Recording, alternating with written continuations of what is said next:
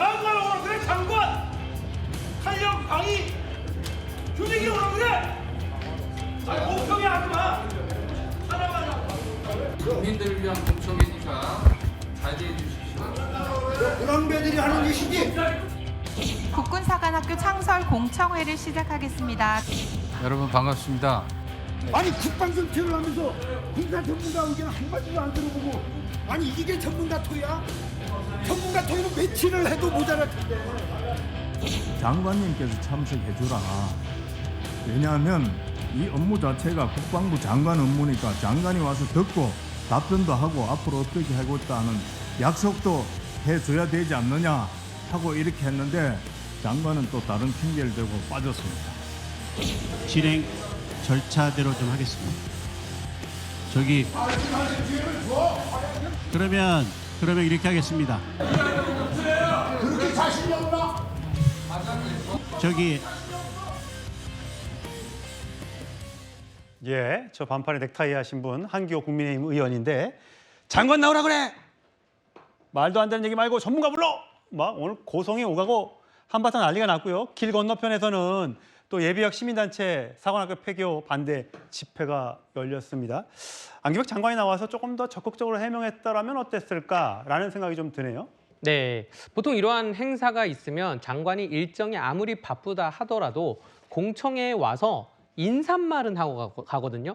혹은 아니면 모두 말 정도를 하고 그다음에 일정이 바쁘면 다른 일정을 빠지는 그러한 것인데 도대체 어떤 바쁜 일정이 있는지 거기에 대해서는 밝히지 않고 지금 대한민국 국방부의 가장 중요한 안건이라고 하는 국군사관학교 통합 문제, 이 문제에 대해서 정부에서 꺼낸 안건인데 정작 이 공청회는 오지 않는다? 다소 이해할 수 없는 부분입니다. 지금 대한민국 안보가 북한이 미사일을 쏘고 있고 트럼프 대통령은 한미연합을 축소시킨다고 하고 있는데 이러한 그 사관학교를 통폐합하겠다는 이러한 문제로 시간을 끈 문제도 아니라고 생각이 될 뿐더러 이게 공청회는 무엇입니까? 들을 청자 아닙니까? 네. 공공인사들로부터 듣겠다는 게 공청회인데 저기에 오신 수많은 국민들로부터 발언권도 안 주고 아무 얘기도 듣지 않는다는 그러한 자세가 현재 국방부의 모습이지 않나 생각이 들면서 저는 한기호 그 의원에게 국방부 장관을 맡기면 오히려 이러한 문제가 다 해결되고 안보가 더 튼튼하게 되지 않을까 이렇게도 한번 생각해 봅니다. 예, 한기호 의원은 이 장군 출신이라 지금 민간 국방부 장관 시대여서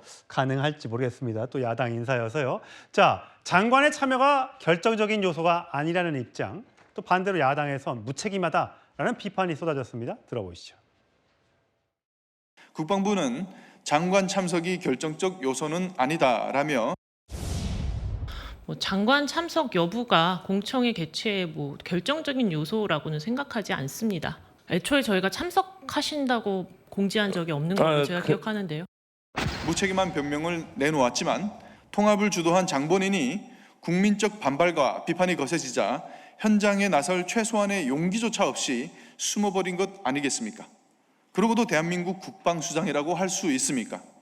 지켜야 할 자리를 이탈하는 것이 특기입니까? 복무 중 무단 이탈 의혹에 병적 기록부 공개를 끝내 거부하며 무책임한 태도로 일관했고 병적 기록부도 즉각 공개하십시오.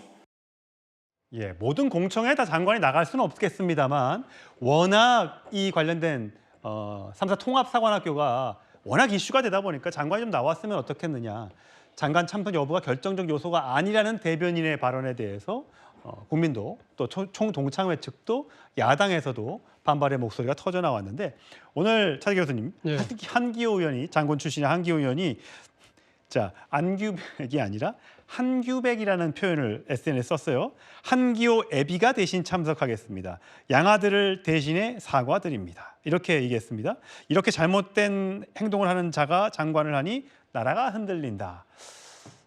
어떻게 들으셨습니까? 정말 이걸 지켜본 국민의 한 사람으로서 정말 안타깝고 걱정도 상당히 크게 되는 사안입니다.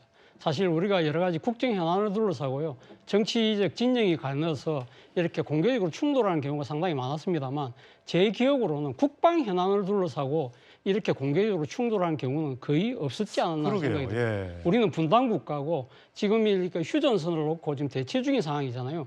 말 그대로 소위 말하는 적전 분열의 양상을 내보이고 있다는 것이죠. 그렇기 때문에 이를 지켜보는 많은 국민들이 누구의 주장이 옳고 그러다를 떠나서 상당히 불안이 커질 수밖에 없는 그런 상황이라는 겁니다. 사실 앞서 이 강대규 변호사가 공청회가 들을 청자라고 했지만 사실은 오늘 이 지금 이 공청회를 난장판으로 만드는데 사실 또 어떻게 보면 앞장선 척은 반대하는 세력이 목소리가 컸던 것이거든요. 네. 일단 그러니까 정부의 설명을 한번 들어보고 자신들의 주장을 펼치기보다는 자신들의 다 아는 내용이니까 먼저 우리 반대 의견부터 내세우겠다는 그런 식의 막무가내도 저는 상당히 문제라고 봅니다만 결국 이 사안에 대해서 가장 책임질 사람은 저는 국방부 장관이라는 생각이 듭니다. 예. 이 화랑도라는 거 있잖아요. 신라 시대 때 그러니까 그 국가 안보를 지켰던 화랑도의 그 세소고개 중에 가장 중요한 하나의 가치가 임전무태거든요. 전쟁이 임하면 물러서서는 안 된다는 것이죠. 사실 대통령이 국정 철학으로 상당히 상군사관학교의 통합이 필요하다고 이야기를 한다고 한다면 여기에 대한 갈등 사항이 상당히 많다고 한다면 딴 사람도 아니고 지금 정치인 출신이잖아요. 그 문민 장관이 당당하게 나서서 물러서지 않으면서 이 국방개혁의 필요성을 전 당당하게 외칠 필요가 있다고 생각이 들어요.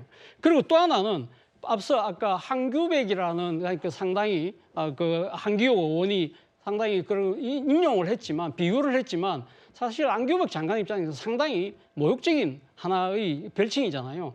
자, 이 부분과 관련해서 결국은 지금 메신저를 둘러싼 흠결 때문에 결국은 지금 국방부 장관이 그러니까 앞장서지 못하는 거 아니냐 그런 의혹에 또 휘말려 있는 것이에요. 그렇다고 한다면 자신을 둘러싼 여러 가지 의혹들에 대한 이 그 명명백백하게 그걸 갖다가 밝히지 않는 이상 사실은 이 중요한 사안에 있어서 안규백 장관이 나설 가능성이 점점 줄어드는 것이 아닐까. 그렇다고 한다면 이재명 정부가 추진하고 있는 이 중요한 개혁이 상당히 산으로 갈 가능성이 크다는 또 걱정도 됩니다. 김병민 부시장, 어제 안규백 장관이 예결이 나와서 윤재혁 국민의힘 의원의 북한을 어떻게 보느냐, 미사일도 10발을 쐈는데 라고 했더니 특수적인 관계가 아니겠냐, 북한과 대한민국은. 하나는 우리의 적이면서 우리의 동포니까 당근과 채찍을 동시에 써야 된다라고 얘기했습니다. 자, 우리가 당근과 채찍을 지금 동시에 쓰고 있습니까? 대한민국 국방부 장관이 해야 될 말이 있고요. 또 아마 대통령이 이 대한민국 전체를 바라보면서 해야 될 말의 이 수위들이 좀 다를 겁니다. 안규백 의원은 지금 국회의원의 신분이라기보다는 대한민국의 군 안보를 총괄하는 국방부 장관의 역할이기 때문에 이 북한의 미사일 발사 등에 대한 내용들에 있어서는 그 누구보다 단호하게 여기에 대한 목소리를 내고 대한민국 국민의 안위를 생각하기 위한 목소리를 내야 되는데 본인 스스로 통일부 장관의 역할과 국방부 장관의 역할을 섞어서 대답을 했습니다. 예.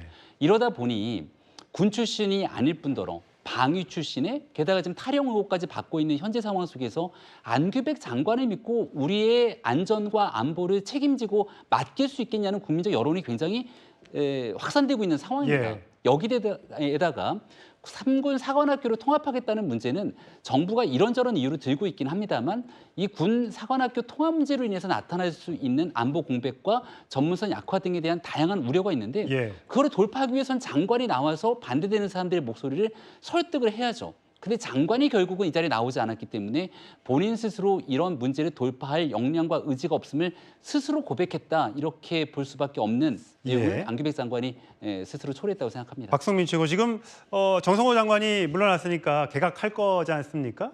혹시 안규백 장관이 개각 명단에 포함될 걸로 생각하세요? 글쎄요, 뭐 아직까지는 얘기가 되고 있는 상황은 아닌 것 같기는 합니다만, 왜냐하면 일단 이 사관학교 통합 문제를 오히려 대통령께서 좀 빠르게 처리를 해라라는 말씀을 하신 상황이기 때문에 아마 그 과제가 이제 완수가 되고 그 뒤에 어떤 후속 작업들까지 다 마무리하기 전까지 개각 가능성이 그렇게 높아 보이지는 않는 상황인 것 같습니다. 예. 다만 이제 좀 아쉬운 것은 저도 이제 공청회에 불참하셨다라는 걸 보면서 뭐 사전 공지가 됐든 되지 않았든 간에 어쨌든 이 사안 자체가 관심도가 비교적 높고 그리고 반대파의 의견이 좀 강하게 제기가 되고 있는 상황이잖아요. 그렇다고 한다면 오히려 그분들과 더 머리를 맞대고 좀 논의를 하는 모습을 이 책임자인 장관께서 보여주시는 것이 더 좋지 않을까. 특히나 지금 어쨌든 좀 속도를 내서 진행을 하겠다라는 지금 이런 상황에 처해 있다라고 한다면 오히려 이런 목소리들을 더 잘 수렴해서 나아가는 것이 이 절차적으로는 좀 더 필요한 단계가 아니었을까 하는 아쉬움은 있습니다. 예.